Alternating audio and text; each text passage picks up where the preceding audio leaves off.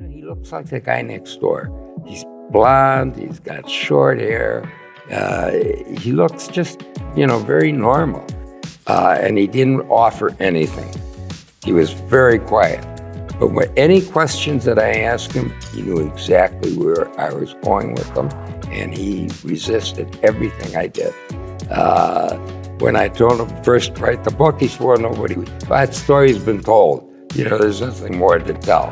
So the big ticket item, though, came out of, well, what kind of assets have you got? I want to see if there's any property that we can get that's worthwhile that he has.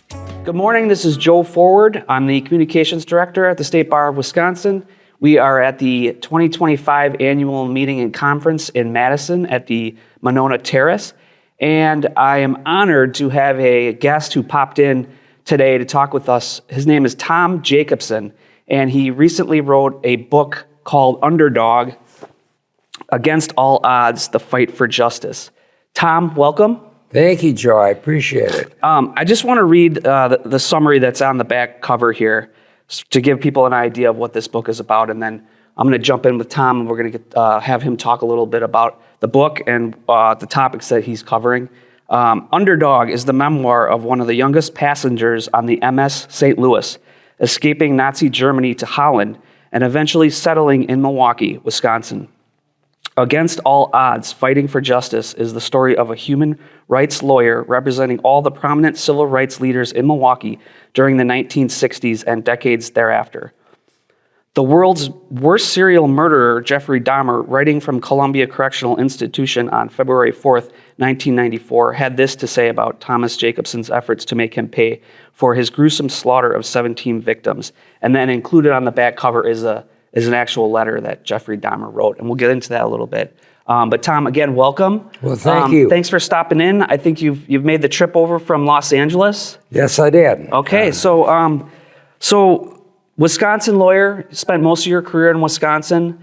I think there's three main focal points of the book, and I think it's your upbringing and your voyage to Wisconsin and how you got here, escaping Nazi Germany, and your family's story, and then your time as a civil rights lawyer representing civil rights leaders in Wisconsin, and then obviously what we just mentioned, your involvement in the Jeffrey Dahmer cases. So tell me what prompted you to write this book? It's a book about the civil rights history in Milwaukee, and being involved as the lawyer for the civil rights people that were really doing the struggles. It's a story that I wanted to preserve historically. I think it's an important story that people know what the fighters for human rights did in the 60s in Milwaukee. Also, I think the story of the St. Louis, I am one of the few still left survivors of the Holocaust. It's important to document that. People should never forget what happened there. And then, of course, the Dahmer story.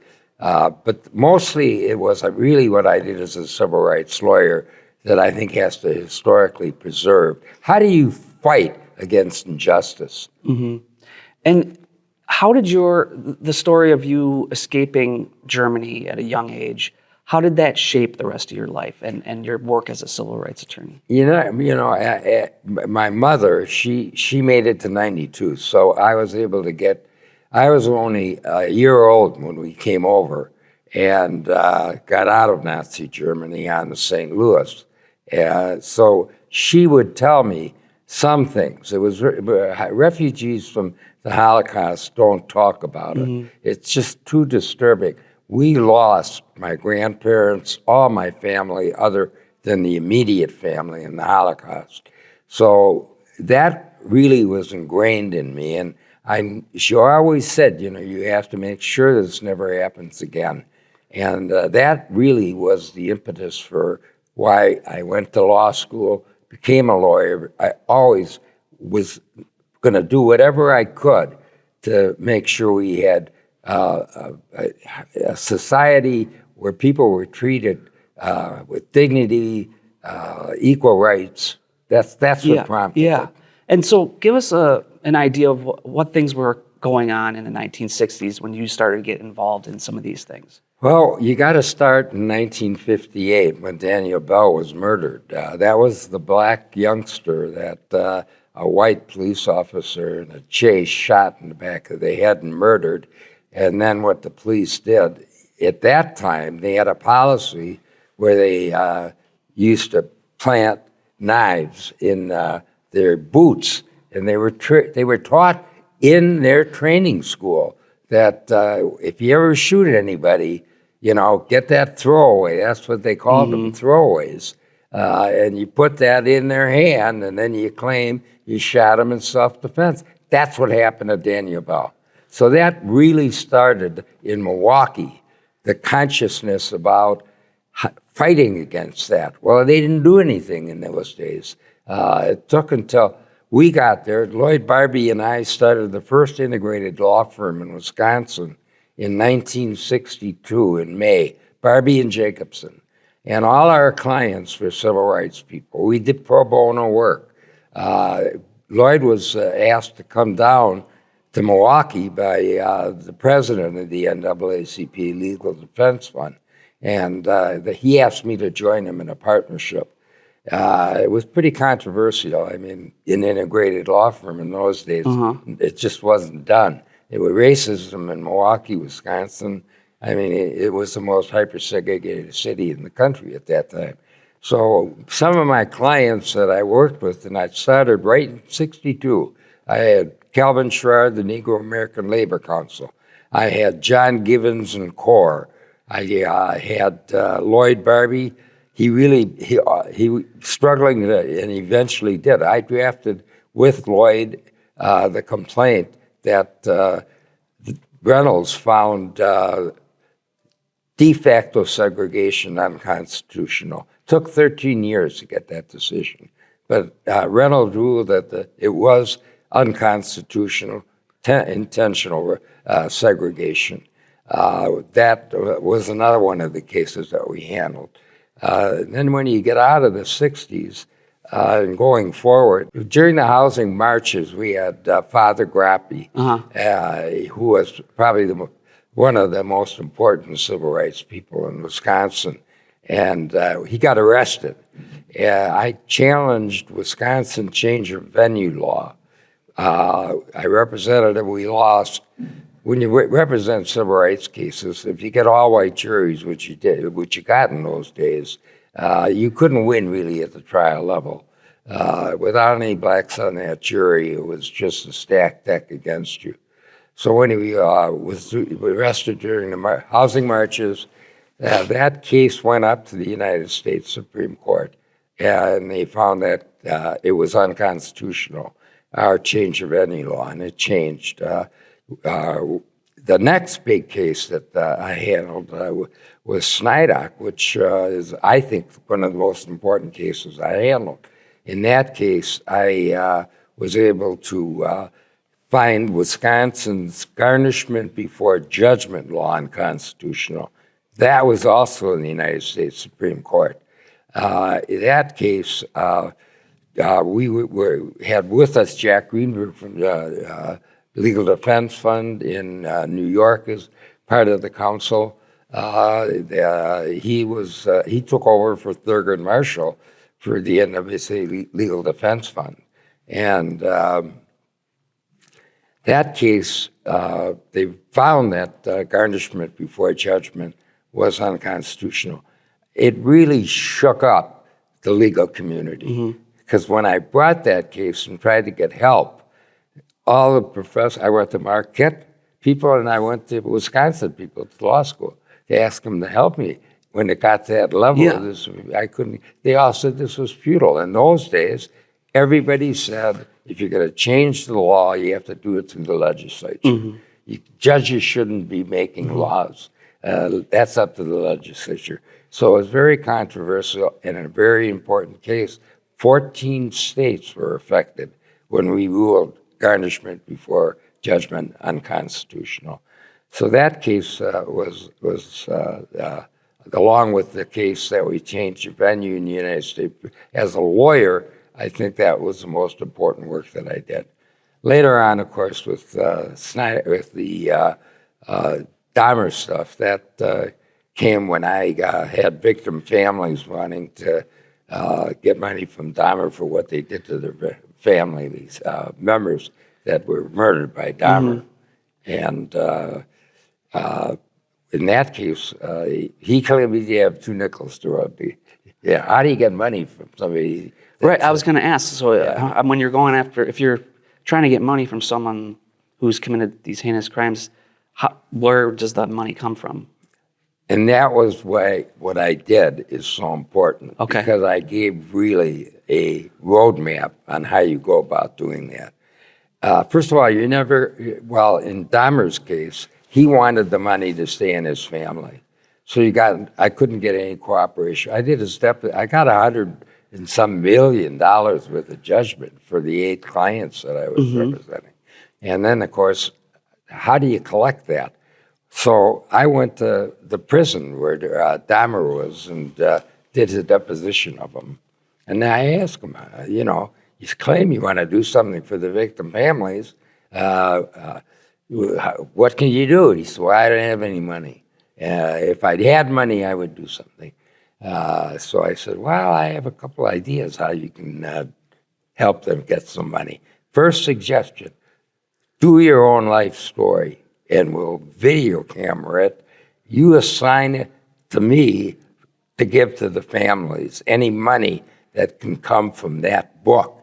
I came out here to L.A., and I got $1 million deal on the table. Went back to his lawyer, and the lawyer wouldn't take it. Yeah, Dahmer wouldn't let him do it. Yeah. So that went down the drain is the first thing that I tried to do, get money for him. Second thing I found out is people all around the world send him money. Got a shot. When I asked him, how much you got in the bank? He said, I got $12,000 in the bank. Says he makes 13 cents an hour, making licenses and working in the laundry. But you went to the prison and interviewed him. Yeah, I had a deposition. And you were with him in the... Oh yeah, face to face. We had over 2-hour deposition with him. What was that like, to be face to face with him? Well, it was a little nerve-wracking. I mean, but he is the worst serial murderer. Yeah. But he looks like the guy next door. He's blonde. He's got short hair. He looks just very normal. So and he's very quiet, and he didn't offer anything. He was very quiet. But any questions that I asked him, he knew exactly where I was going with them, and because I'm trying to lead him in how we can get money for the families, and he resisted everything I did. When I told him first write the book, he swore nobody. That story's been told. There's nothing more to tell. That's the way downplayed everything. So the big ticket item though came out of. Well, what kind of assets have you got? I want to see if there's any property that we can get that's worthwhile that he has. But all of a sudden, he said, well, I got this AM, FM radio, I've got this, I got books, I got but everything that was in my apartment, I still, I had that and those kind of things. And then I'm thinking to myself, that's Jeffrey Dahmer's property? You own all that kind of thing? Says, look, why don't you give us what the police took from your apartment? Yeah. And we'll sell it off to the highest bidder and give the money to the families. He resisted that. Mm-hmm. That is not going to be worth anything. And then his lawyer jumps in, and there's an exemption, and you can't take it when you try to seize it. And so I did seize it. I went after it, and took 2 years to convince some of the judges were because what was that? What was in that apartment was the stuff that the vat, the refrigerator, the hypodermic, all of the utensils that he used when he committed his disgusting crimes. Right. And when I got a hold of all of that, and the judge finally said I was entitled to it, and I said I was going to have a Dahmer auction, all hell broke loose. And finally, And people were upset. goodness. People were upset Oh, with that? Yeah. everybody was Yeah. upset. Actually, everything I did, people were upset about. The media crucified me. Going after money, it's blood money. With Jacobson's, it's the auction of evil that he's trying to put together. I mean, we had one very interesting story.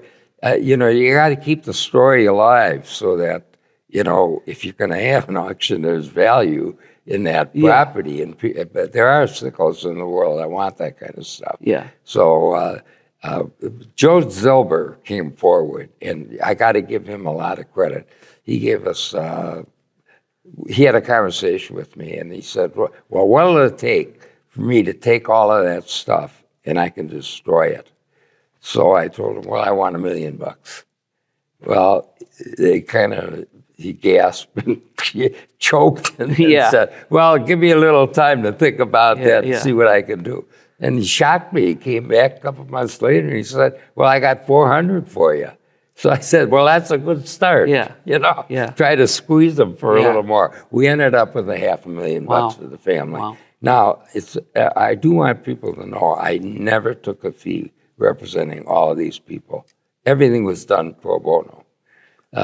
Because one of the big things that they were actually hammering with the media to discredit the kind of things that I was doing, what this lawyer wants to do to get money for the families is it's all disgusting and it's terrible, and he shouldn't be doing this kind of thing and that. And remember, he's getting a big cut of any money that comes in. That wasn't true. And no, because I did everything pro bono. And when I did that, they never even said that I did it, They just didn't like what I was doing. But 11 families ended up sharing $500,000. There was no fee. My fee, I gave to charity. And there's a very interesting story there, too. Yeah. My wife, when I finally, after the years of struggle to try and get money for the families, when that money was on the table, I'm thinking, and I get a nice fee. And she says to me, you aren't going to take a dime of that money. I've been hiding under a rock because of what you've been doing for years. You're going to give that money to charity. So, and what happened is Silver later, one of the people contributing money to him, it was $100,000. He said he took it off the table. So you're going to have to give me your fee. And I was able to sit there with Joe and say, oh, sorry, Joe, you're too late. My wife, I gave it all to charity. She made me give my fee away. So it was a great result for the families, and it was a great victim rights case. Yeah. So Tom, the Daniel Bell case was one of the most, I think, important civil rights cases coming out of Milwaukee. Can you go into a little more detail about that case and its importance? If you'll recall, I told you a little bit about how he was shot in 1958 and how he was exonerated by the inquest jury, that they did find it was self-defense because the cops were lying and the enforcement people were lying about the cover-up. And 20 years later, one of the police officers came forward and said we lied when we told you that he had a knife in his hand and it was self-defense. I brought a lawsuit then against the police officers that killed Daniel Bell, the entire police department, and the district attorney's office. It ended up in John Reynolds was the federal judge that heard the case. And it took us quite a while to get that case resolved. I took a deposition there again of the guy that killed Daniel Bell, and they were trying to limit just the police officers involved in the shooting, and they didn't want the higher-ups to be involved. They tried to pretend that it was only their idea to do this. Nobody else knew about it. But in fact, they all knew about it, and they all were trying to help keep this thing covered up. So they all lied about the fact that the knife was planted. And he was left-handed. They put the knife in the right hand. So that was one of the things that they covered up. The distances were all changed by the police that did the shooting. And those kind of issues in the lawsuit. We had a 7-person jury that ended up. It had to be a unanimous verdict, and it got a couple $1 million out of the jury, and they did find everybody was involved, and that was a racist conspiracy. Mm-hmm. They took it up then to the Court of Appeals. The Court of Appeals sustained the verdict, and then they tried to get it to the U.S. Supreme Court. They wouldn't take it.